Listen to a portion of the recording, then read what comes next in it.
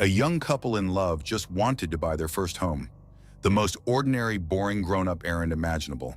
Tour a neighborhood, check the prices, dream about the future.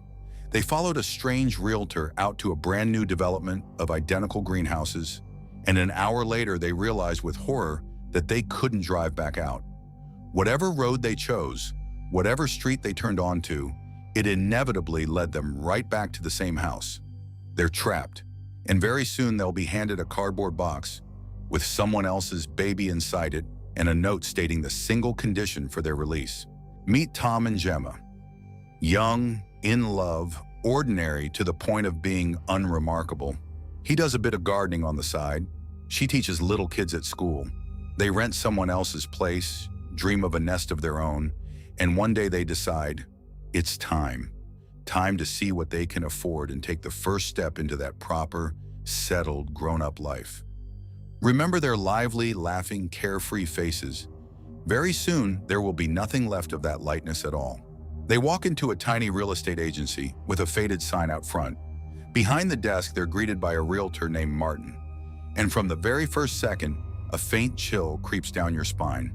He smiles just a touch too wide, talks too smoothly and too rehearsed, blinks at all the wrong moments, like a badly tuned doll doing its best to imitate a living person. But out of sheer good nature, the couple chalks it all up to ordinary quirkiness, and they agree to drive out and take a look at the neighborhood he calls perfect. As they drive behind his car, Martin keeps shooting strange, studying glances at them in his rearview mirror. Too long, too intent, as if he weren't ferrying buyers but examining a pair of curious little animals. He asks them about their plans for children, how long they've been together, how long they intend to settle down. The couple answers with a laugh, sensing no trap at all. They still don't understand that this isn't small talk. It's a selection process.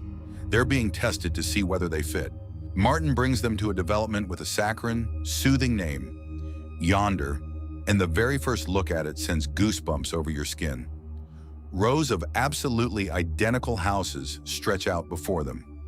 Identically pale green, identical in shape, with identically trimmed lawns and identical fluffy little clouds, as if painted onto an unnaturally smooth fake sky. No wind, no birds, not a single living soul. A perfect, polished to a shine, utterly dead model of suburbia, where everything, absolutely everything, is wrong. With a routine smile, Martin shows them house number 9, exactly like all the others. Inside, it's empty, bare, clean, smelling of fresh paint and newness. Tom and Gemma exchange furtive glances. This place clearly isn't for them. Simply feels wrong here. They turn around to politely decline the insistent realtor and head home as fast as they can. But Martin is already gone. He's vanished. Silently, instantly. No car, not a single trace, as if he had never been here at all. And it's at that very second that their real nightmare begins. And the longer they stand in the middle of this development, the stronger the sense that everything around them is fake. The clouds in the sky don't move from their spots as if glued in place. The sun hangs somewhere, but there are almost no shadows. A dead, muffled silence reigns. No rustle of leaves, no distant hum of cars, not a single sound of the living world. The houses repeat one for one all the way to the horizon, like reflections in two mirrors set facing each other. This place looks like a picture from a catalog, into which they've been placed alive for some reason. The slightly bewildered couple gets to their car and tries to simply drive out of the development, back to the city. They drive down a smooth road between endless rows of identical houses, turn after turn, farther and farther from house number 9. And suddenly, without turning anywhere, they find themselves right back in front of it, in front of that very same house, number 9. At first they laugh nervously, deciding they just got lost among the identical streets, and they try again. And again they arrive at house number 9. And again, and again. Whatever road they choose, whichever way they turn, the development relentlessly, time after time, spits them back out at the same front porch. They drive dead straight, not turning so much as a meter, at full speed until the road runs out, and still they come back to house number 9. It defies all logic, all geography, all common sense. The roads here loop back on themselves. The space is sealed shut. There is no way out of yonder. They're caught, locked in, like two flies in an overturned jar. The car finally dies. It simply runs out of gas.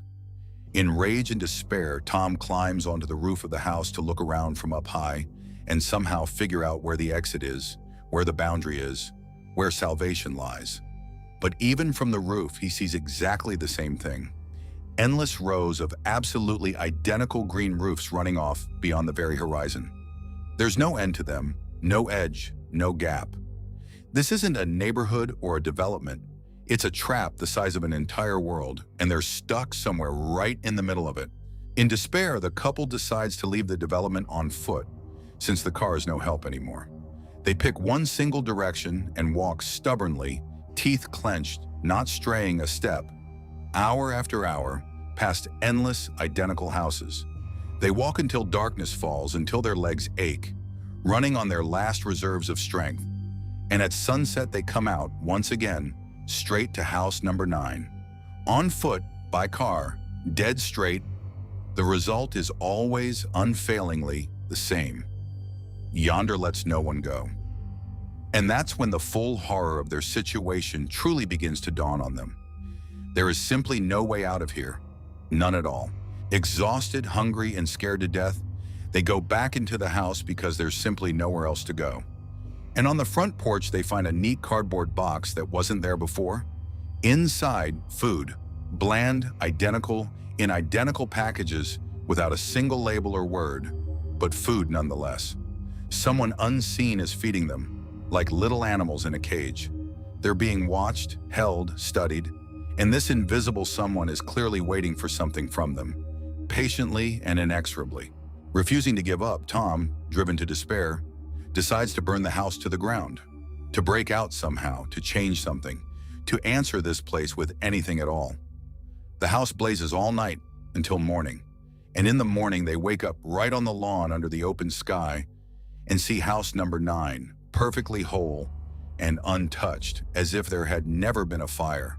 The burned-down prison simply rebuilt itself overnight, and that finally breaks the last hope in them. You can't leave here. Can't escape, can't even destroy your own cage. There's only one thing left, to obey its rules. For a while, Tom and Gemma still try to cling to the remnants of a normal life. Together, they cook this bland food, force out jokes, hold each other at night, promise each other they'll get out, that all of this is just a bad dream. They hold on to each other as the only real thing in this unreal world. But yonder presses down on them with its monotony, its silence, its endlessness.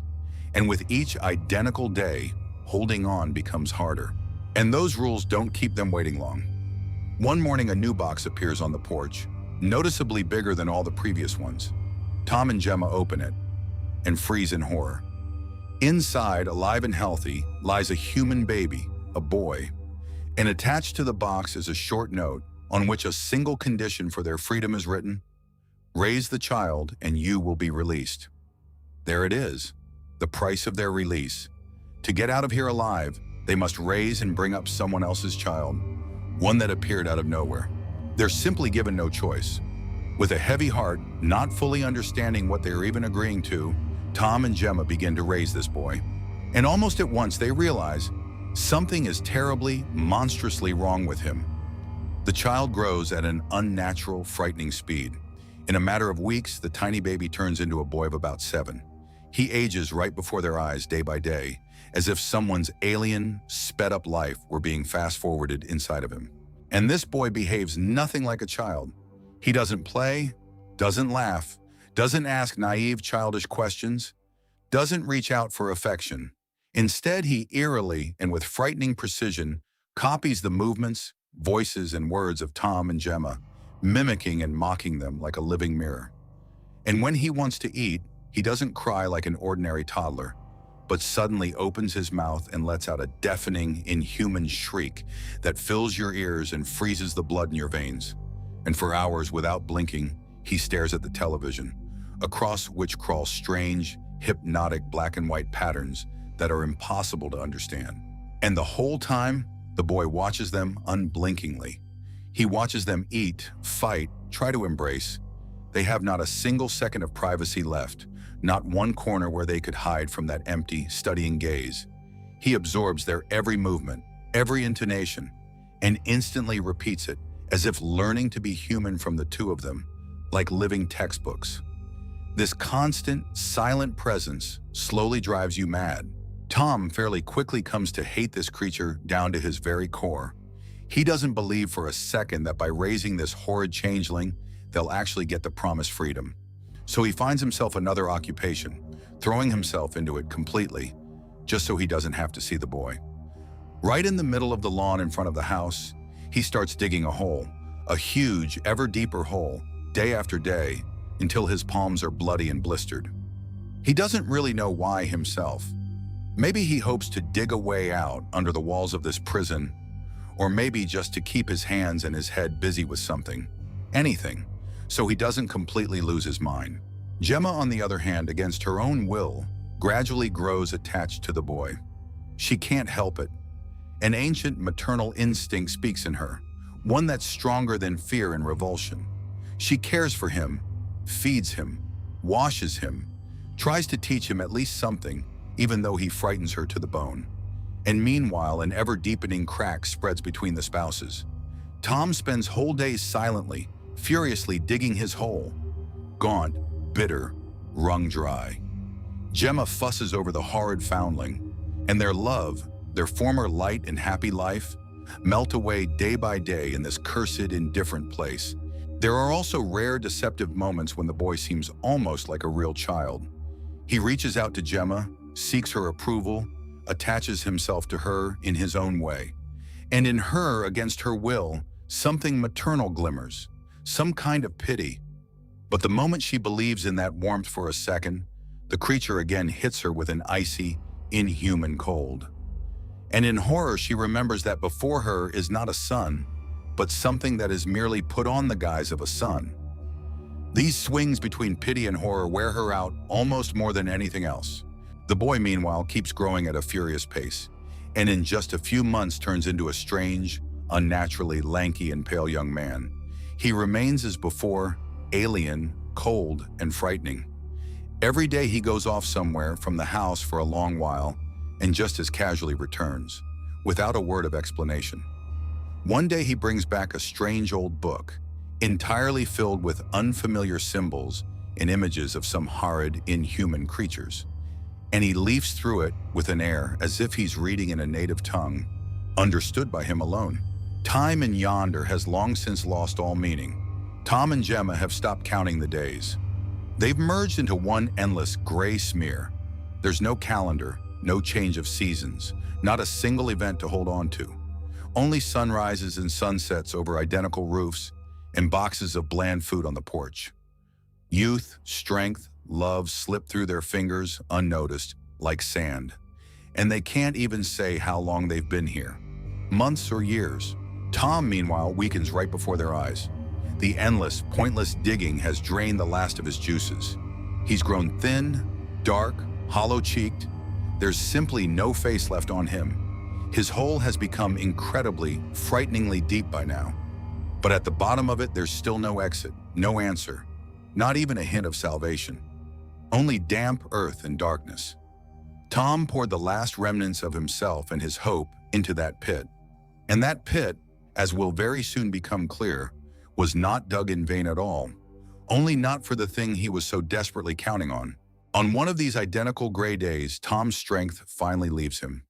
He dies right there, on the lawn, at the very edge of his hole, worn out, emptied, never having managed to break free. And then that very strange, grown-up son, calmly, without a single drop of emotion on his face, wraps Tom's body in a thick black bag. He, businesslike, drags it over to the dug hole, and without ceremony tosses it down into the darkness. With his own hands, never knowing it, Tom dug himself a grave, and the creature they raised with such anguish, matter-of-factly and indifferently, buries him in it. Now Gemma is left in this hell completely alone. Alone with the grown monster that impassively calls her mother. She's crushed by grief, worn to the limit, and simply can't pretend anymore that any of this is normal. And at last, the rage that's been building for months boils up in her, mixed with despair. She demands answers from the son, point blank. What is this cursed place? Who they even are? What they could possibly want from her and from Tom? She grabs him, shakes him, screams in his face, and the creature, after a long silence, finally decides to show her something. What happens next won't fit in a human head. Escaping from the enraged Gemma, mad with grief, the creature runs up to the asphalt on one of the streets and suddenly, literally tears reality itself apart, peeling back the road surface like flipping open the lid of a hatch. And beneath it opens a dark pit going somewhere downward, a black, bottomless tunnel leading who knows where. And Gemma, beside herself, all fear forgotten, throws herself after him into that hole, just to finally break out of yonder to anywhere at all, even into hell itself. And there, in that pit between worlds, the entire monstrous truth is revealed to her in full. Falling through the underside of yonder, for brief moments she glimpses into other houses, other traps just like this one, and in each of them she sees the same thing. Other couples, just as wretched, doomed prisoners as she and Tom once were, raising the same kind of horrid changelings, whole endless rows of identical cages, and in each one exhausted, fading people doomed to raise alien, cold monsters. Yonder isn't a development, it's a vast, well-oiled farm, and people here are nothing but raw material, an incubator on legs. As if having toyed with her, it tosses Gemma back out, into her own house, to her own front porch. The circle has closed. There's still nowhere and no reason to run. And now, having finally understood it all to the end, she breaks completely from the inside. Strength and the will to live leave her exactly the same way they left Tom shortly before. She slowly fades, drunk dry by this place, down to the very bottom. And the creature, her son, calmly and patiently waits for her to die, and just as routinely, without a shadow of pity, zips her limp body into the same kind of black bag. And then comes the part that truly freezes the blood. The creature gets into Tom's car and drives, for the first time easily, calmly, freely driving out of that very yonder that Tom and Gemma couldn't escape by any means, no matter how they struggled. It easily makes its way to that very same little real estate agency with the faded sign. And there, in a cramped back room, an ancient, dying old man named Martin is living out his last minutes. That very realtor who once, with his glued-on smile, lured Tom and Gemma here. Old Martin quietly gives up the ghost, and the creature at once, coldly and routinely, takes his place. It puts on his shirt with the name badge on the chest, sits down at the very same desk, pulls onto its face that very same fake, glued-on smile. Now it is the new Martin, the new realtor, the new bait, the new spider at the center of this web. And there it sits, calmly awaiting the next young, loving, unsuspecting couple to lure them too into yonder. The wheel turns over anew and everything starts again from the beginning. And that's the whole chilling horror of the ending. This story isn't really about monsters or aliens in the usual sense of the word at all. It's a ruthless, biting parable about grown-up life itself, the very thing almost everyone strives so desperately to reach. Buy a house, have a child, live the way you're supposed to, in an endless row of identical houses under a painted sky. Tom and Gemma only wanted the same thing almost everyone in the world wants. And in return, they got a trap that slowly sucked the life out of them down to the last drop. The most terrifying thing in this story is how painfully recognizable it all is. The endless, gray routine. A child who's essentially a stranger, who grows up, takes your strength and your youth, and leaves, never having truly become your own in the end. Days indistinguishable from one another, like those very houses. Your own home, which one day turns out to be a cage instead of a dream. This story takes the most ordinary, quiet grown-up fears and pushes them to an icy, fantastical absolute.